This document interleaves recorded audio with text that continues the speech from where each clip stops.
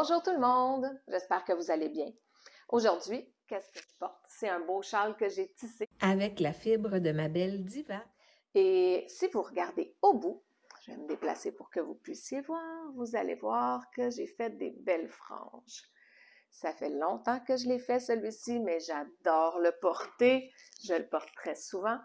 Et aujourd'hui, je vais vous montrer comment on peut faire des belles franges comme ça à l'aide d'un petit outil comme celui-ci, le torsadeur double dans mon cas. Des fois, il en existe avec plusieurs petites pincettes ici, ils peuvent être triples par exemple.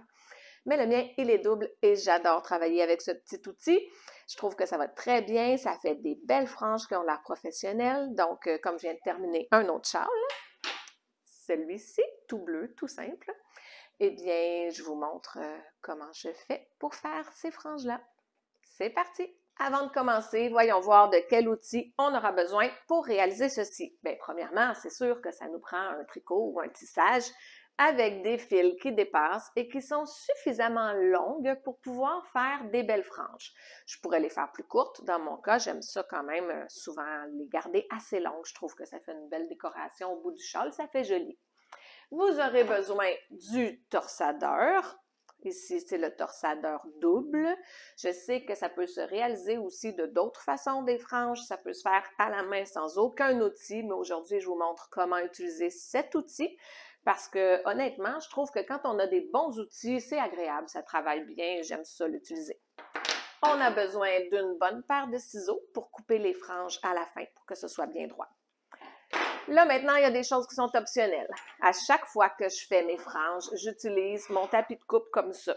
Tout simplement parce que je trouve que c'est plus facile de le positionner selon les lignes, faire mes nœuds tout égales vis-à-vis la même ligne et ensuite à la fin aller couper tout égal encore pour pas faire quelque chose qui soit croche et qui fasse un résultat à moitié beau.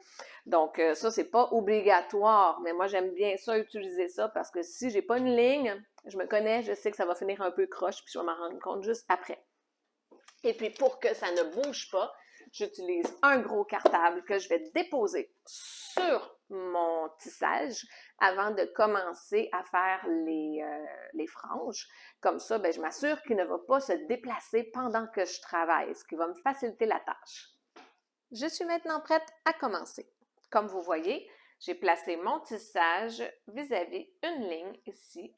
Je me suis fiée sur le 5, ici, le 5 pouces, pour placer mon ouvrage. Je vais maintenant déposer mon cartable afin que ça ne bouge pas.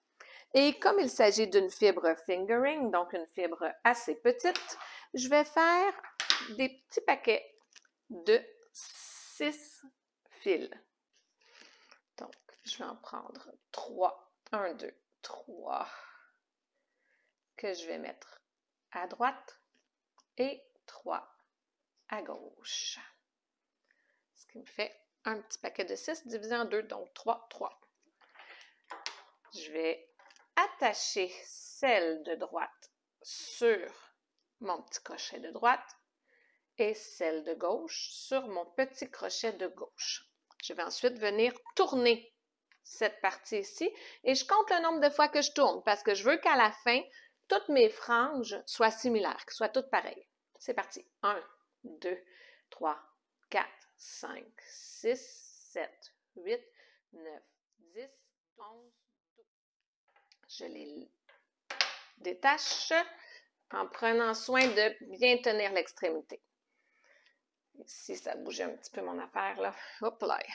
Alors, je m'en vais faire un nœud que je ne fais pas trop serré pour commencer. Je vais garder un petit lousse dedans.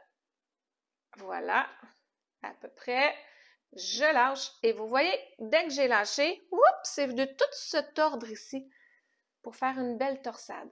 Là, je vois que si je pars de ma ligne de 5 pouces, mon nœud est un petit peu plus haut, alors je vais le descendre. Je vais serrer en le descendant afin qu'il soit vraiment vis-à-vis la ligne ici.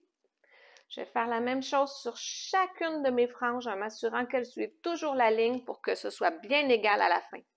Je recommence afin que vous puissiez bien voir. Donc, j'ai séparé 3 fils à droite, 3 fils à gauche.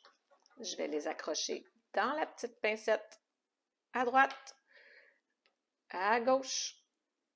Et je vais compter, je crois, jusqu'à 13. Donc, je recommence. 1, 2, 3, 4, 5, 6, 7, 8, 9, 10, 11, 12, 13.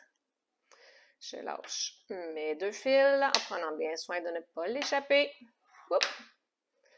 Je fais mon petit nœud. Oups. Un petit nœud tout simple. Comme ceci, pas trop serré encore une fois. Regardez l'effet qui va arriver dès que je vais le lâcher. Wouh! Vous voyez? C'est venu tout se tortiller.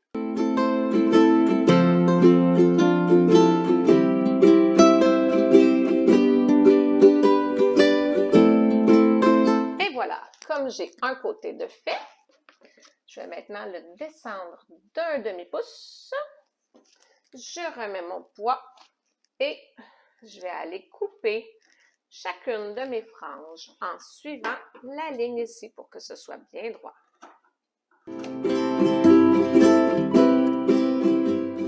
Maintenant, je dois faire la même chose de l'autre côté. Et voilà, le tour est joué, le châle est terminé et puis vous trouvez de chaque côté des belles franges comme ceci, toutes jolies. Je vous laisse avec quelques images du châle porté pour voir qu'est-ce que ça donne et je vous dis au revoir!